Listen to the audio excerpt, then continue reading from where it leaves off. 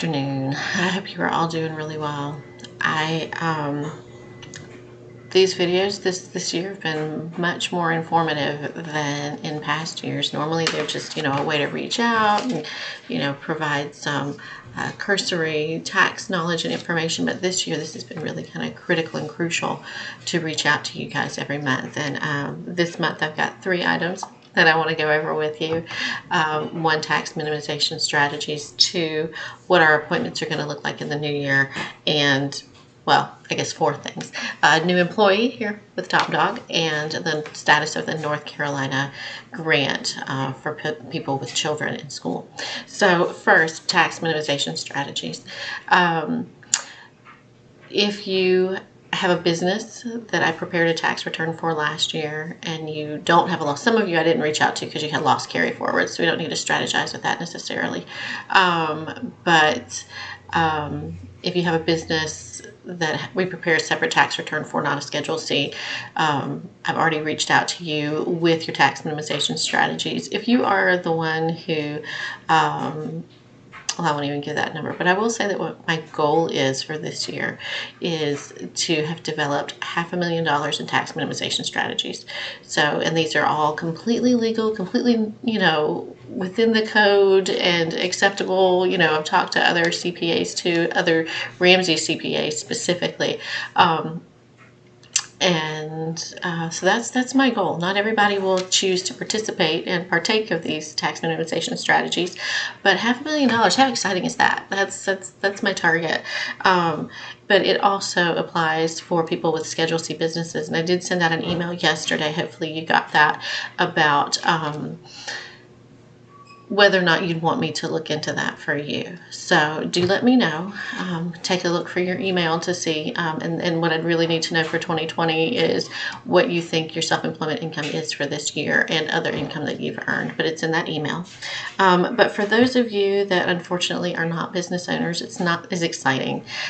Business owners can do things like make certain investments and retirement accounts and rent back property and things like that are a little more exciting. And the analogy I use is they get to move money from one pocket to the other pocket in their pants, but in the process minimize their taxes. But when you just have a W-2, no investments, nothing like that, it's really the most fantastic tax savings right now happen at work. And since it's open enrollment, I just want to remind you, HSAs are your unicorns. They you put tax-free dollars in, they grow tax-free, and you pull them out tax-free.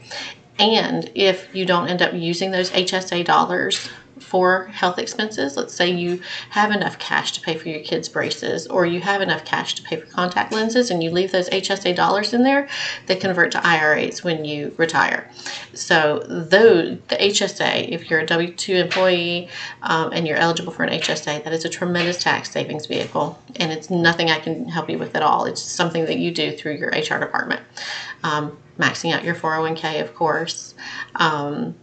And if you are in a tax bracket, 12% tax bracket, I would say absolutely make Roth contributions if you can. In the 22% tax bracket, it's kind of questionable whether you want to do Roth dollars or traditional dollars. It depends on age and a couple of other factors. But above 22%, I don't know that I really recommend Roth, but a financial advisor would look at it completely differently than me. But I look at it kind of whole tax, a holistic approach to tax minimization over your lifetime, which isn't necessarily everybody's approach. So there's that. And do another one that a lot of people don't recognize and realize, especially if you're new parents this year or 2021. And you're considering working, or your child has been in preschool, 2-day-a-week preschool, something like that, and you haven't been working, if you just pick up a little side job, suddenly, even if it's not necessarily for that, because the requirement is that both spouses have to work or be in school for childcare to be deductible as dependent care expense. But it doesn't mean that you have to have childcare during your working period. It could be that you're working while your husband's home, but the preschool is just for them to get out and socialize. It still will become deductible. So anyway, so there's that one. But if you are a business owner and I haven't contacted you, or you do want to talk to me, shoot me an email. Let's get something on the calendar. Bobby is, some of you have talked to Bobby already. Bobby is our new staff member. She is an MBA, and this is her first post-grad position, and I'm really excited. Hope that she's going to grow into what we plan is to be a chief of staff position, to support and help me and manage Top Dog as it grows. So I'm really excited about that. So you might be hearing from Bobby soon. The North Carolina grant, not everybody has gotten that yet. Some are getting checks, some are getting direct deposits, some are delayed. I don't think this applies to any of you guys, but there are some really low income taxpayers who were left off the list. So they have an extended application time to re-enroll. But if you haven't gotten your grant yet, I'm hoping that what they should do, and how federal government usually does it, is if you were eligible for some kind of grant like this and you didn't get it, it would be a reconciling item on your tax return. So the AICPA is working to make sure anything like this that happens over COVID, they're lobbying to make sure that it's a credit on your tax return. So if it doesn't happen now, you will get that credit back. And lastly, a great deal of you came in before we had COVID shut down. It seems like so long ago that we had COVID shut down. But a number of you I met right here in the home office, and we sat face to face, and it seems like a long time ago since we were able to do those things. But as it's looking right now, it's probably going to be even more strict a month or two from now than it is right now. But luckily, those of you who have had virtual appointments know how simply it went, how easily it went. So what that looks like for you, if you're used to coming in person, is a video conference like this. We'll schedule a time. You click on a link. We're able to see each other face to face and have conversation. If you don't want to do that, we can do a phone call. I understand. It's fine.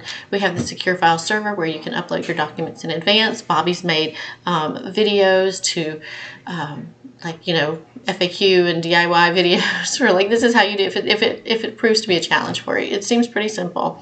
A lot of people have had a really simple time with it, but she's made some how-to videos on that.